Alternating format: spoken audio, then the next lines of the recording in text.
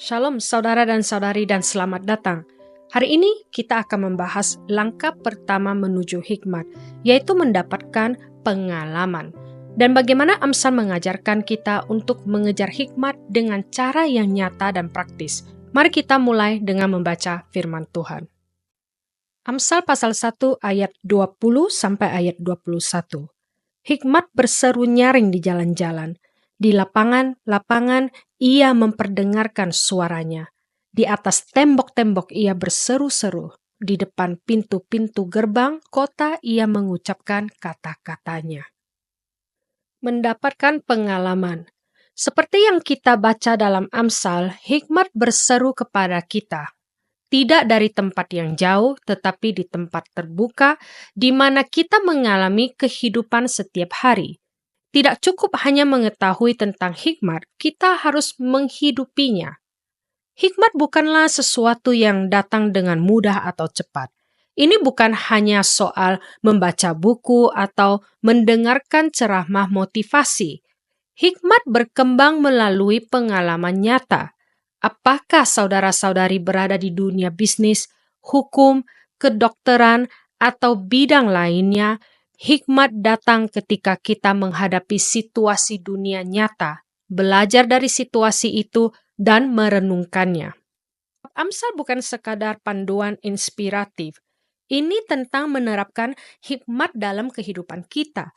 Hikmat memerlukan refleksi mendalam terhadap tindakan kita dan situasi yang kita hadapi. Hikmat berkembang ketika kita mengajukan pertanyaan-pertanyaan penting kepada diri kita sendiri. Kapan saya melihat hikmat ini dalam hidup saya atau hidup orang lain? Di mana saya perlu menerapkan hikmat ini? Bagaimana hidup saya akan berbeda jika saya hidup sesuai dengan hikmat ini?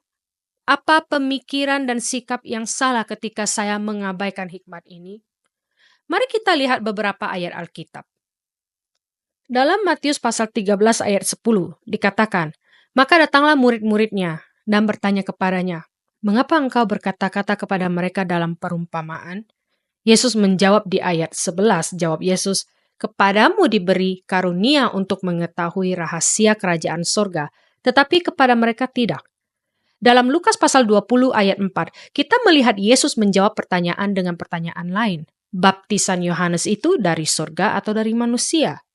Jawaban ini menunjukkan bagaimana Yesus menggunakan pertanyaan untuk membuat orang lain berpikir dan merenung. Dan dalam Yohanes pasal 16 ayat 29, para murid berkata kepada Yesus, kata murid-muridnya, "Lihat, sekarang engkau terus terang berkata-kata dan engkau tidak memakai kiasan." Yesus telah mengajarkan dengan perumpamaan dan melalui bahasa yang tidak langsung untuk membantu mereka merenung lebih dalam. Semua ayat ini menunjukkan bagaimana Yesus menggunakan perumpamaan dan pertanyaan tidak langsung sebagai alat untuk menantang kita berpikir dan merenung dengan mendalam. Dia ingin membimbing kita untuk memahami hikmat, bukan hanya dengan menerima informasi begitu saja, tetapi dengan benar-benar merenungkan dan memprosesnya dalam hidup kita. Sekarang mari kita merenung sejenak. Apa pengalaman yang baru-baru ini Anda alami yang signifikan atau menantang? Apakah Anda sudah meluangkan waktu untuk merenungkannya dan mendapatkan hikmat darinya? Mari kita berdoa bersama. Tuhan Allah, kami mengakui bahwa kami sudah banyak belajar dari firman-Mu, tetapi kami belum selalu menerapkannya dalam hidup kami. Selamatkan kami, Tuhan. Tolong kami untuk tidak hanya menjadi pendengar firman-Mu, tetapi juga pelaku firman itu. Jangan biarkan kami menipu diri sendiri. Biarkan kami merenungkan hikmat-Mu dan menerapkannya setiap hari dalam hidup kami. Amin.